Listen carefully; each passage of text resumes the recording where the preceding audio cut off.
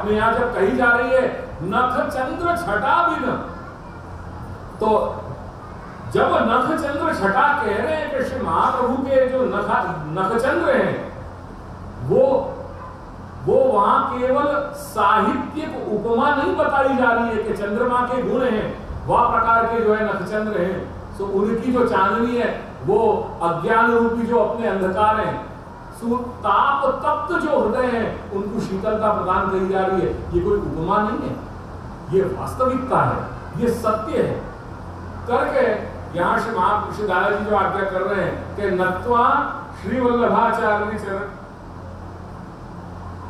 क्या है बोलियो, स्वाचार्य पादाब्ज कृपा मधुसुपूरितम तद पराग आरक्त, वो आरक्त शब्द को देखियो, वो बुद्धि रंजित है, असमंता वह में आ उपसर्ग है, वो रंजित है।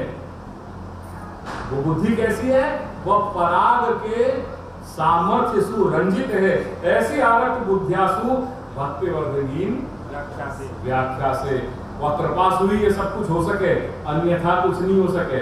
श्री महाप्रभु की वाणी है भैया, गूढ़ गंभीर और गहन है ये क्या ऐसे ही आ जाएगी? हाँ, और कृपा होए तो सब कुछ हो सके। तद बुद्धि दृढ़ता सिद्ध्यई पितृपाद रजांसि अहम हृदि आधाय प्रवृत्तोस्मि नान्यथा ही इति निश्चित। और ये बात समझ लीजिए, निश्चित तौर पे समझ लीजिए, या में और कोई दूसरा हेतु नहीं है।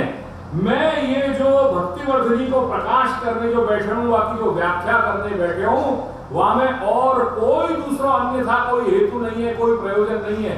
मात्र और मात्र उन चरणारविंद के रजगण की कृपा को आकांक्षी हूं मैं करके तद बुद्धि दृढ़ता सिद्धि, मेरी उन चरणारविंद में बुद्धि लगी रहे, आरक्त हमेशा बनी रहे, और वो बुद्धि प्रतिदिन दिनों दिन में दृढ़ता आ जाए, वो दृढ़ता सिद्धि के लिए मैं बारंबार उन श्री चरणारविंद के रजगण को हृदय में धारण करके मात्र यही भावना से मैं प्रवृत्त भय हूं, बाकी और मेरा अन्यथा कोई हेतु या प्रयोजन नहीं है। क्योंकि अगर हेतु और प्रयोजन आ गए तो वो सकाम हो गए, और पुष्टि मार्ग में सकाम को कोई स्थान नहीं है। ये तो सर्वथा निर्गुण निष्काम मार्ग है, जहाँ कामना को कोई स्थान नहीं है। अगर कामना है भी तो वो मात्र भगवत चरणारविंद प्राप्त करने की कामना है, या के अतिरिक्त और कोई कामना नहीं। ये दो मंगलाचरण करने के बाद श्री दादाजी आज्ञा कर रहे हैं, अथ आचार्य चरणाः स्वमार्ग अंगीकृता नाम स्वमार्गीय भक्ति वृद्धि प्रकारम अजानताम कृपया तज्ञापनाय तद्वृद्धि प्रकारम प्रतिजानते।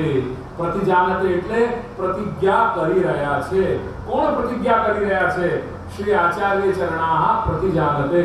श्री महाप्रभु प्रतिज्ञा કરી રહ્યા છે। શેની प्रतिज्ञा કરી રહ્યા છે? તો स्वमार्ग अंगीकृता नाम, જે ભક્તો પોતાના માર્ગમાં અંગીકૃત થયા છે એવા ભક્તો, જે લોકો અને કેવા છે તે ભક્તો કે જેઓ સ્વમાર્ગીય ભક્તિ વૃદ્ધિ પ્રકારમ અજાનતામ, જે આ માર્ગની ભક્તિ સ્વમાર્ગીય ભક્તિ એટલે શુદ્ધ પુષ્ટિ ભક્તિ, એ શુદ્ધ પુષ્ટિ ભક્તિના એ ભક્તિને વૃદ્ધિ કેવી રીતે કરવી જોઈએ, એ ભક્તિની વૃદ્ધિ કેવી રીતે થાય, એ ભક્તિ પ્રવૃત્ત કેવી રીતે થાય એનો પ્રકાર જાણતા નથી। એવા જે માર્ગમાં અંગીકૃત જીવો છે એમના માટે કૃપયા તદ્ કૃપા વડે શ્રી મહાપ્રભુની કૃપા થાય તો બધું સહેલું થઈ જાય। એ ન્યાયથી તદ વૃદ્ધિ પ્રકારમ શ્રી મહાપ્રભુ દયાળુ કૃપાળુ છે, તેથી પોતાના માર્ગમાં અંગીકૃત જે જીવો છે એમની અહર્નિશ ચિંતા એમને થાય છે। જે ચિંતા સિદ્ધાંત રહસ્યનો મૂળ હતો કે જે દૈવી જીવો છે, જે શ્રી પ્રભુથી વિખૂટા પડેલા છે, એમને પુનઃ શ્રી પ્રભુ સાથે મિલન કઈ રીતે થાય? કેમ કે નિર્દોષ અને સદોષ બંનેનો મિલન ના થાય। સંબંધ તો જ્યાં સજાતીયપણું હોય ત્યાં જ સંબંધ ઘટિત થાય। એટલે जीव અને બ્રહ્મનો કઈ રીતે સંબંધ થાય? તેથી જે પોતાના માર્ગમાં અંગીકૃત જીવ છે, છતાંય જે માર્ગના ભક્તિના સ્વરૂપથી જે લોકો અજાણ્યા છે એવા લોકો માટે આ એ ભક્તિને પ્રવૃદ્ધ પહેલા ભક્તિનો સ્વરૂપ જાણે અને એ ભક્તિ કઈ રીતે દૃઢ થાય એને કઈ રીતે પ્રવૃદ્ધ કરવું એ પ્રકારની પ્રતિજ્ઞા શ્રી મહાપ્રભુ કરી રહ્યા છે. યથા ભક્તિ પ્રવૃદ્ધ્યા સ્યાत् તથોપાયો નિરૂપ્યતે બીજ ભાવે દૃઢેતુ સ્યાत् ત્યાગાत् શ્રવણ કીર્તનાत्. यथा येन साधनेन भक्ति स्वप्रवर्तित मार्ग रूपा प्रकर्षेण बुद्धिं प्राप्नोति तथा तत्प्रकारकः उपायः साधनं निरूप्यते उच्यते इत्यर्थः. जे साधनों वडे स्वप्रवर्तित मार्ग रूपा भक्ति के लिए जो विशेषण का प्रयोग किया है वह तो ध्यान में लीजिए. क्या शब्द है? स्वप्रवर्तित मार्ग रूपा. स्वप्रवर्तित मार्ग रूपा. ये तेरा वो थोड़ा डल क्यों हो रहा है? है? Project commissioner. अच्छा.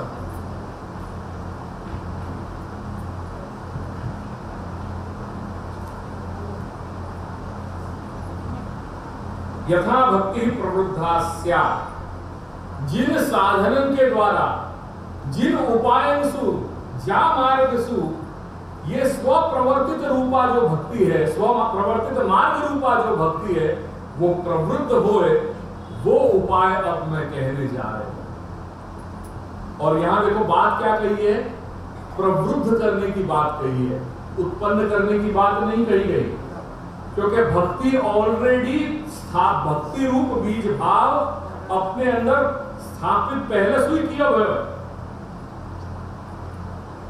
अगर नहीं होती तो यथा भक्ति ही रुत्पन्ना स्यात्. ये शब्द करते, ये शब्द आज्ञा करते अगर भक्ति रूपी बीज भाव अपने अंदर नहीं हो तो क्या आज्ञा करते? यथा भक्ति रुत्पन्ना स्यात् तथोपायो निरूप्यते. और ये न कह करके क्या आज्ञा करी श्री महाप्रभु ने? यथा भक्ति ही प्रवृद्धा स्यात्. तो वृद्धि तो जो ऑलरेडी है वो वृद्धि हो सके, जो नहीं हो वो क्या? वो उत्पन्न हुए. जो नहीं है वो उत्पन्न हुए और जो है वो वृद्धि पावे. यानी यहाँ प्रवृद्धा स्यात् की बात कही है करके एक बात समझ में आ रही है कि जीव मात्र में जो दैवी हैं जिनको मार्ग में अंगीकार किया है उनके अंदर श्री प्रभु ने एक सद्वासना विशिष्ट दैवत्व जो बीज भाव है वह प्रतिस्थापन पहले सु कर दियो जब अंशीसु अंश को विचरण है.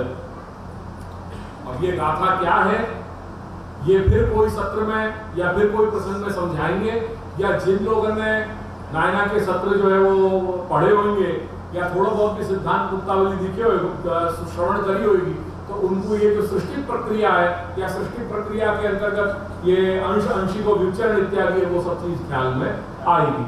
जो लोग नहीं समझ रहे हैं उनको ये बोलेंगे कि अबे आगे उर्दू ने फारसी शुरू की.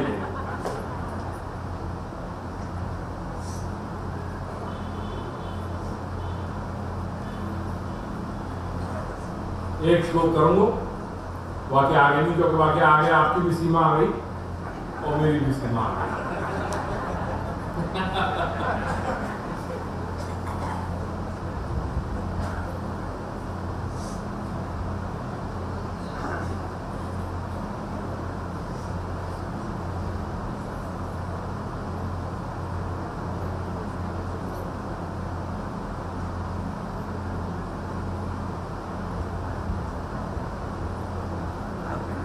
लोग કેટલા લોકો આવો છો મહોત્સવ ઉપર? બસ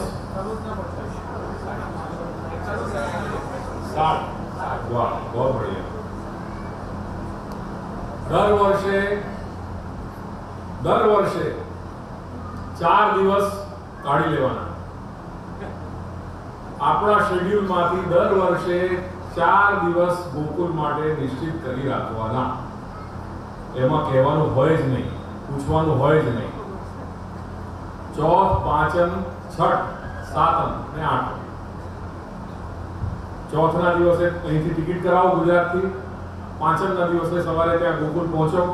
પાંચમ, છઠ, સાતમ અને આઠમના દિવસે ત્યાંથી વિદાય. 4 દિવસ આપણા ગણતરીના હોવા જોઈએ. દર વર્ષે નિયમથી આ કાઢી લેવાના, ટિકિટ પહેલાથી જ કરાવી રાખવાના.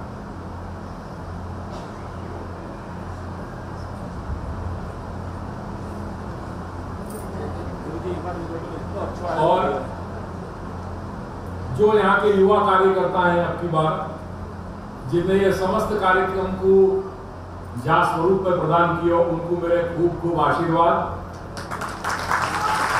और अपने घर की शोभे, ये आज सबसे बड़ी जो उनको खुशी वो ये है कि जो बुजुर्ग हैं उनसे तो आज दिन तक मार्गदर्शन मिलते ही रहे है, पर आनंद यह बात को है कि नई पीढ़ी ने जो काम बड़े ने लियो वाकू वाही गरिमा से उठा लिया और वह गरिमा में वृद्धि करते जा रहे हैं। ये जो जो दो दिन से मैं देख रहे हैं, खूब शुभकामनाएं उनको, खूब खूब आशीर्वाद। और ऐसे ही धगस, ऐसे ही उत्साह से अपने घर के साथ जुड़े रहो और अपने घर की सेवा करते रहो।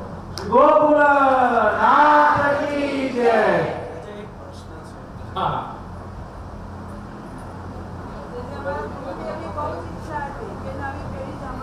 हाँ ना होवी જોઈએ કેમ ના થાય। हाँ हाँ उनको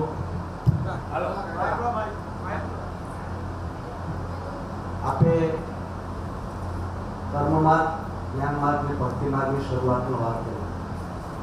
ભક્તિ એટલે સેવા। ઠાકોરજી સુધી પહોંચવા માટે સેવા એ સાધન છે, એટલે કે સેવા એક કૃતિ છે, સેવા એક કર્મ છે, અલબત્ત સાત્વિક કર્મ છે। ચિત્તનું ઠાકોરજીમાં પ્રવણ થવું એ સેવા છે। તનુજા વિતજા સેવા દ્વારા માનસી સુધી સેવા પહોંચવાનું છે, એટલે ભક્તિ એ વૃત્તિ છે। હવે સવાલ એ છે કે ભક્તિ એ કૃતિ છે કે વૃત્તિ? ભક્તિ કૃતિ હોય તો કર્મમાં આવી જાય, ભક્તિ વૃત્તિ હોય તો જ્ઞાનમાં આવી જાય। એકમાં કર્મયોગની વાત છે, બીજામાં જ્ઞાન યોગની વાત છે। તો પછી ભક્તિ યોગને આપણે સ્વતંત્ર રીતે કેવી રીતે મૂકી શકીએ? એક ભક્તિ અપરિપક્વ હશે ત્યાં સુધી કર્મ નિષ્ઠામાં આવશે, અને પરિપક્વ થયા પછી એ જ્ઞાન નિષ્ઠામાં આવશે। એટલા માટે શ્રી મહાપ્રભુએ ભક્તિને એક મનોભાવ તરીકે વર્ણવ્યો છે। અહીં મનોભાવને વિકસિત કરવાની વાત છે। માત્ર કૃતિ સુધી કોઈ પણ બાબત હોય, જે મનોભાવ હોય એ મનોભાવને પરિપક્વ થતા એના મુકામ ઉપર આવતા વર્ષો લાગે। પરિપક્વતા કોઈ એક દિવસમાં આવતી નથી। અહીં આપણે સાધનાની વાત કરી રહ્યા છે। ભક્તિ શ્રી મહાપ્રભુ પોતે જ કહી રહ્યા છે કે ભક્તિ પ્રારંભિક અવસ્થામાં કૃતિરૂપ જ છે, એ કર્મરૂપ છે, એ કાર્યરૂપ જ છે, પણ એ કાર્ય કે કર્મ એ નિયમન પણ આવશ્યક છે। એ થતા થતા જ એક ભક્તિ એના મૂળ સ્વરૂપમાં પરિણિત થાય। એટલા માટે શ્રી મહાપ્રભુએ, શ્રી ગોસાઈજીએ ભક્તિ હંસ નામનો એક ગ્રંથ પ્રકટ કર્યો છે, જેમાં ભક્તિના આ બધા જ પાસા, જે વિલક્ષણ પાસાઓ છે એનું વિવેચન કર્યો છે। કોઈક વખતે એવો સમય આવશે અને એનું પણ પાન કરવાનો આપણને અવસર મળશે, તો એનું પણ આપણે થોડુંક એ રસપાન કરીશું। એમાં શ્રી ગુસાઈજીએ સ્પષ્ટ રીતે આ ભક્તિના શેડ, જે સ્વભાવ, જેમ જેમ જીવના સ્વભાવ અધિકાર હોય છે, એ સ્વભાવ અધિકાર અનુસાર જેમ जैसे टॉर्च हो है वो अपन ये विज्ञान में अपन ने कई बार अपन या एक्सपेरिमेंट को अपन देख चुके हैं। या को प्रिज्म, कांच को जो टुकड़ा है, या को गुजराती में क्या कहेंगे मालूम नहीं, प्रिज्म को क्या कहेंगे गुजराती में, वो कांच के टुकड़ा को जब अपन लाइट मारेंगे तो वो लाइट कांच के टुकड़ा में से रिफ्लेक्ट होकर के 7 रंगन में अभिव्यक्त हो है। ऐसा विज्ञान, हाँ वो कैलेडोस्कोप अलग है, वो अलग चीज है। ये प्रिज्म जो है वो कांच का टुकड़ा है, जैसे अपन जो टॉर्च लगावे तो वो लाइट के प्रकाश के रंग, वो 3 वो जो है 7 रंगन में वो प्रकाश जो है वो अभिव्यक्त हो गए। कहने का तात्पर्य यहाँ ये है कि श्री गोसाई बाबा भी अपन को यही समझा रहे हैं कि ऐसा ही भक्ति जहाँ माध्यम से रिफ्लेक्ट करी जाएगी, वो माध्यम को कलेवर लेती भई वह भक्ति के रंग में। जैसे वहां में अपन प्रकाश तो एक रंग अपन को दिखाई दे रहे, और जहां वो प्रिज्म है, वह प्रिज्म से अभिव्यक्त होकर के वहां के मूल 7 अलग अलग रंग दिखाई दे रहे हैं। ऐसा ही ये भक्ति भी 6 प्रकार के रंग अपन को बतावे करके। एक भक्ति कर्म मार्गीय है, एक भक्ति ज्ञान मार्गीय है, एक भक्ति तंत्रात्मिका है, एक भक्ति मर्यादा मार्गीय है, और ऐसे लेकर के जो उत्तमोत्तम भक्ति है, जो निर्गुण कोटि की है, वो शुद्ध पुष्टि कोटि की है। वहाँ कभी मैं प्रसंग चलेगा तो मैं कहूँगा, तो जैसे आपने कही कि अलग अलग रूप में अभिव्यक्त हो रही है, यही विलक्षणता या भक्ति की है कि वो अपने मूल स्वरूप को बरकरार करते हुए जहाँ माध्यम से वो अभिव्यक्त हुए, वहाँ को कलेवर बोले ना, पर वो कलेवर वहाँ को एक अंश है, वहाँ को पूर्ण वाकी वह पूर्ण स्वरूप नहीं है। वो पूर्णता तो वाकी वह प्रकार से अनेक बार वाके आवर्तन होते होते होते और जब वो परिपुष्ट हो जा रही है, तब जाके वह मूल स्वरूप में खिल रही है। तब वो ये जो 10 रस हैं जो अपने यहाँ साहित्य में वर्णन किए गए हैं, या ये नव रस के साथ भक्ति को 10वां रस बतायो, क्योंकि वो भक्ति ऐसा रस है कि जहां में ये 9 के 9 रस जो हैं वो अंदर वाके अंतर्निहित है। ये वो भक्ति को रस है करके यहाँ पे कई भेद हो सके, या भेद में कहीं दिक्कत नहीं है, और मूल रूप जो है भक्ति को वो पक्षुण्य है। वहां में कहीं भी कोई भी प्रकार को बदघट नहीं हो रही है। यानी ये श्री महाप्रभु वहां आज्ञा कर रहे हो, नायना यह बात को कई बार कह रहे हैं कि भक्ति एक मनोभाव है, वाटर टाइप कंपार्टमेंट। हाँ। सो यथा भक्ति प्रवृद्धा स्यात् तथोपायो निरूप्यते, बीज भावे दृढ़ेतु स्यात् त्यागात् श्रवण कीर्तनात्। वो उपाय में सर्वप्रथम बताया है त्याग। क्या कह रहे हैं? बीज भावे दृढ़ेतु स्यात् त्यागात् श्रवण कीर्तनात्। और यहाँ के अंदर एक चौथा और है जो यहाँ में कहो नहीं है, अनुक्त है। वो चौथा है भावन करने की जो प्रक्रिया है वो। तो त्यागात्, श्रवणात्, भावना और कीर्तना, ये 4 उपाय हैं जासु अपन अपनी भक्ति को दृढ़ कर सके, प्रवृद्ध कर सके। यही बात को यहाँ आज्ञा कर रहे हैं आगे कि यद्यपि ननु भक्ति उत्पत्ति प्रकाराः शास्त्रेषु पुराणादिषु उक्ता एव, उत्पत्ति अनन्तरं वृद्धिस्तु अनुक्त सिद्धा एव। तद यथा श्री भागवते दान व्रत होम जप स्वाध्याय संयमैः श्रेयोभिर्विविधैश्च अन्यैः कृष्णे भक्तिर्हि साध्यते। एकादशेऽपि श्रद्धामृत कथायाम् इति उपक्रम्य एवं धर्मे मनुष्याणाम् उद्धव आत्मनिवेदिनां मयि संजायते भक्तिः पुण्योऽर्थो अस्य अवशिष्यते। प्रथमस्कन्धेऽपि यस्यां मयि श्रूयमाणायां कृष्णे परमपुरुषे भक्तिर उत्पद्यते पुंसः शोक मोह भयापः। गीता से भी ऐसे अनेक वाक्य हैं शास्त्र के कि जहां भक्ति के उत्पत्ति के और वृद्धि के प्रकार, उत्पत्ति के प्रकार कहे गए हैं। तो जब शास्त्र में भक्ति के उत्पत्ति के प्रकार कहे गए हैं, तो तुम यहाँ कोई नई बात कहना चाह रहे हो क्या? भक्ति वृद्धि के प्रकार कह करके शास्त्र को आदर तो करना सबको कर्तव्य करके उत्पत्ति के प्रकार तुमको कहने चाहिए, तुम कौन सी नई बात बताए? तो वो अंत में द्वितीय श्लोक पे सीधे आ जाओ। यहाँ वहां आज्ञा कर रहे हैं वाक्य उत्थानिका में कि यद्यपि पूर्वम बीज दाढ़्य प्रकार उक्तः तथा तथापि कदाचित इतर व्यासंगेन। अब यहाँ देख लीजिए, स्पष्टता से को ध्यान दीजिए। शास्त्रों में भक्ति उत्पत्ति ना अनेक प्रकारों कया छे, पण ए शास्त्रनी बीजी बधी बातों छे। અહીં શુદ્ધ પુષ્ટિ ભક્તિની વાત નથી કરવામાં આવી। શુદ્ધ પુષ્ટિ ભક્તિની વાત માત્ર હું કહી રહ્યો છું। તેથી આ ગ્રંથની શરૂઆતમાં જ મેં પ્રતિજ્ઞા કરી હતી કે હું મારા જીવો માટે જે લોકો મારા માર્ગમાં પ્રવર્તિત જે માર્ગ રૂપા ભક્તિ છે એના સ્વરૂપને નથી જાણતા કે એ ભક્તિ કઈ રીતે પ્રવૃદ્ધ કરવી, એના જ ઉપાયો હું કહી રહ્યો છું। હું સર્વસામાન્ય વાત નથી કરી રહ્યો અહીંયા। હું માત્ર શુદ્ધ પુષ્ટિ ભક્તિ માર્ગની વાત કરી રહ્યો છું, શુદ્ધ પુષ્ટિ ભક્તિની વાત કરી રહ્યો છું। તેથી કદાચિત ઇતર વ્યાસંગેન, ये कुछ ऐसे ऐसे वाक्य हैं दादाजी के कि जिनमें अपने घर की अनन्यता झलक रही है। दादाजी ने अपनो घर कहे कि नहीं कि हाँ श्री गोकुलनाथ जी नो घर अनन्यता माटे छे। एक वक्त श्री गोकुलनाथ जी ना शरण में आव्या पछी बीजा कोई माटे दृष्टि नहीं रहती। ये जो दृढ़ एकदम जो अनन्यता है वाकी झलक अपन को इन्हीं वाक्य में से अपन डिसाइफर कर रहे हैं। ये वो कोड लैंग्वेज है कि जो स्पष्ट नहीं कही गई है पर अपने पास एक डिकोडर होना चाहिए वो डिकोड करने के लिए। ये वाक्य ऐसे वो डिकोड करने वाले हैं। कदाचित इतर व्यासंगेन अंतरायः संभवति, और इतर व्यासंग आज दगले और पगले, अपने बगल में व्यासंग इतर व्यासंग हो रहा है। इतर व्यासंग यानी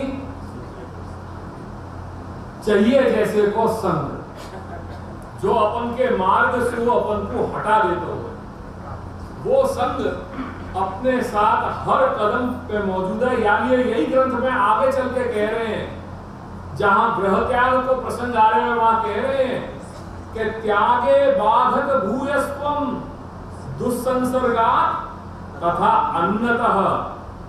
घर त्याग करो, पर घर त्याग करने पर ये दो बात ध्यान रखियो कि दो बहुत बड़े बाधक तुम्हारे सामने खड़े हैं, एक तो दुस्संग और एक असमर्पित अन्न।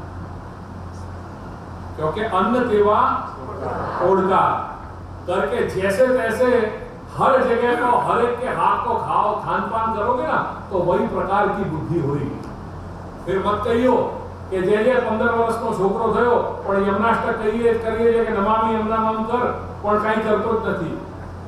अरे जब संस्कार देने थे तब तो दिए नहीं, अब जब 15-16 साल में बाकी बुद्धि खुद की चलने लगी तब जो हाय हाय कर रहे हो कि आप वो सुन नहीं रहे हो, क्या करें? अरे कहां से सुने को, क्योंकि पोषण तुम नहीं दिए हैं बाबा, हमें बच्चा को क्या दोष है? जब देने चाहिए पोषण के, जब संस्कार देने को समय तब तो अपन ने अपने ही कुछ और संस्कार में अपने बिजी रह गए सेट होने में, तब अपन ने दियो नहीं।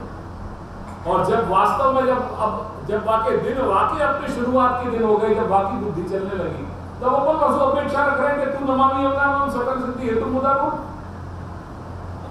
ये तो व्यासंग की बात है। और इतर व्यासंग वो दुस्संग तो श्री महाप्रभु स्वयं कह रहे हैं कि त्यागे बाधक भूयस्त्वम दुस्संसर्गात् तथा अन्नतः। वो जगह जगह और डगले और पगले ये दुस्संग तो तुम्हारे साथ लगे हुए हैं। और अन्न, क्योंकि बाहर जाओगे एक दिन खान पान नहीं करोगे, दूसरे दिन भूख लगेगी तब कहां ढूंढोगे? कोई होटल में जा, होटल में कौन है? हर जात के कोई लोग अंदर होंगे, वो कोई आकर के मुसलमान दे रहे हो या कोई आकर के कौन दे रहे हो, तुमको कुछ होश भी है कि वो कौन के हाथ को तुम खा रहे हो? कि बधु चाले आपने सर्वे भूमि गोपाल की हमने कहा એટલે આપણે તો ફલ કક્ષાના જીવો છે એટલે આપણને તો આ બધી સાધન કક્ષાની વાતો આપણને નડે જ નહીં। ऐसी स्थिति हो गई। अरे वैष्णव हो करके गले में कंठी है, कोई भी तरह का खान पान करेंगे अपन को लज्जा शर्म नहीं आ रहा। सो कह रहे कि कदाचित इतर व्यासंगेन अंतरायः संभवति, कह रहे कि अंतराय की संभावना हो जाएगी भैया। तस्मात् यथा इतर व्यासंग अभावेन बीज दाढ़्यम सिद्ध्यति, जासु इतर व्यासंग के बिना बीज की दृढ़ता सिद्ध हो जाएगी, वो वह हेतु से मैं तुमको वो उपाय बता रहा हूं, वो भगवत भजन को उपाय। यानी श्री महाप्रभु ने अपन को कही कि वैष्णव के दो ही एजेंडा हुए, वैष्णव के दो ही एजेंडा है, भगवत सेवा या भगवत कथा, बस या के अलावा कुछ नहीं है। वो भगवत सेवा अपन को अपने जीवन में करनी है या भगवत कथा करनी है, दोनों ऑप्शन ओपन रखे हैं। या भगवत सेवा करो या भगवत कथा करो, या भगवत सेवा और कथा दोनों संग में करो, सेवायाम वा कथायाम वा, दोनों जो है पक्ष अपन को देगी। वो सेवा और कथा कैसे निभानी चाहिए आज के परिप्रेक्ष्य में, भक्तिवर्धिनी वाही को सारो उपदेश है। वो कह रहे हैं कि महाराज माराथी आ शक्य नहीं, तो श्री महाप्रभु कह रहे हैं कि काई चिंता नहीं, तू आ भी तेरे। वो आकर के बोल रहे हैं कि महाराज आज ये विकल्प आप्यो से आपने, महाराज ये आ विकल्प संभव नहीं। श्री महाप्रभु कह रहे हैं कोई बात नहीं, ताराथी विकल्प संभव नहीं, तारा માટે અનુકલ્પ છે। આ લઈ આ રસ્તો આ માર્ગ આ ઉપાય છે, આ ઉપાયનું અવલંબન કર। કહી રહ્યો છે મારાથી આ પણ સંભવ નથી, ચોથો ઉપાય લે, કે ચોથો ઉપાય પણ મારાથી સંભવ નથી, પાંચમો ઉપાય લે કે પાંચમો પણ સંભવ નથી, છઠ્ઠો ઉપાય લે. આ ભક્તિવર્ધની ગ્રંથ ઉપાયોમાં જ વર્ણન કરેલું છે અને છેવટે કહી રહ્યા છે કે મહારાજ આ બધી વસ્તુઓ તમારી સાચી પણ મારાથી કાંઈ સંભવ નથી. શ્રી મહારાજ ભક્તિ સિદ્ધ થઈ જશે એમાં કોઈ શંકાને સ્થાન નથી. એવા અમોઘ વચન આપણને આપ્યા છે. એ ભક્તિવર્ધની ગ્રંથ છે. કરવાનું ઘણું બધું વચ્ચે બધા ઉપાયો જાણવા જેવા છે પણ કોઈ વખતે ફરી બેસીને આપણે એ ઉપાયો ચિંતન કરીશું. રડૈન ચરણ કેરો ભરોસો, રડૈન ચરણ કે શ્રી વલ્લભ નખ ચંદ્ર જટાવિન સબ જગ માજ અંધેરો ભરોસો, રડૈન ચરણ કે સાધન और नहीं यार कली दासो तनियो सूर्य कहाँ कहे गिरधारो बिना मोर को चेरो भरोसो, रडैन चरण के रो भरोसो, रडैन चरण के.